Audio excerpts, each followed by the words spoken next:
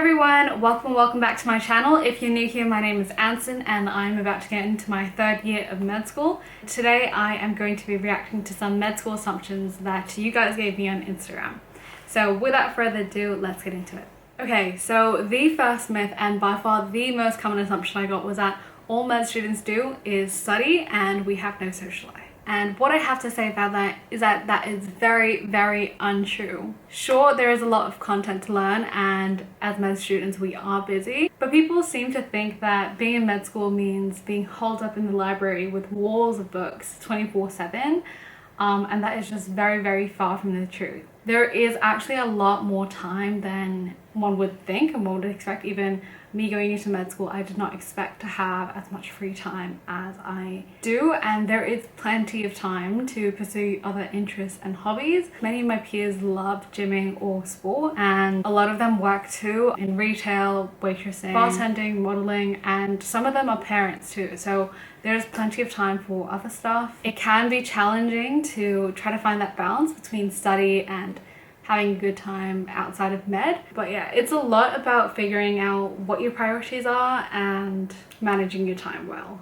Okay, number 2 is that med school is only for the best and brightest students, and to that I also have to say it is very, very untrue, and personally I don't feel that smart or bright myself. There's this kind of like idea that to get into med school you will either have to be really, really hardworking or really, really smart. And you do have to be smart to some extent because of all that content you are learning. Also, being a doctor is a lot more than just getting good grades. It's also about how you connect with patients if you're able to do that.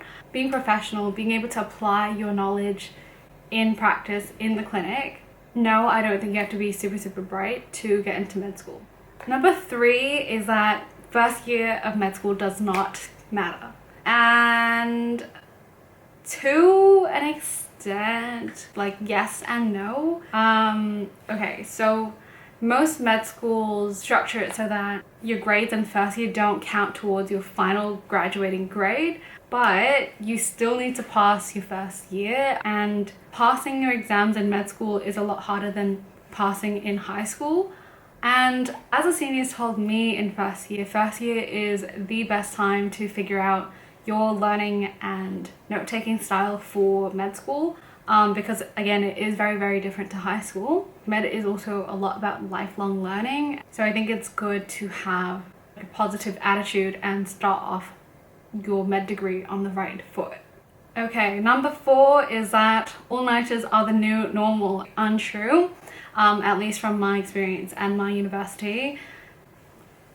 All-nighters are not normal or common. I myself have never pulled an all-nighter for med. Like, I know some friends who have pulled a few all-nighters. Personally, I just know that wouldn't work for me at all. Like, I would just be passed out for the next 2 days. I would just be really, really cranky, and like that would not be good for my mental health. And I'm also someone who's very like, if I'm gonna study, I want to be fully awake and like smash it out.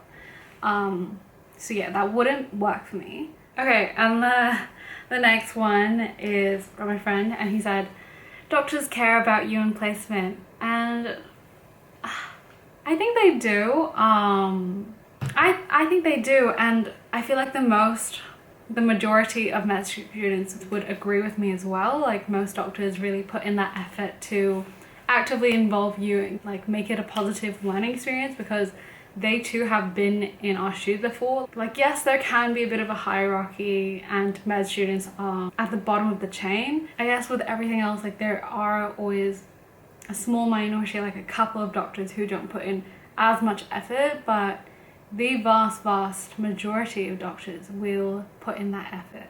So I think they do care. The next one is that you become a doctor as soon as you graduate, and that is very, very untrue. So how it works is you have your 5 to 8 years of med school, depending on what program you're in, and then after that you have 1 to 2 years of internship, and then there is residency, fellowship, and specialty training.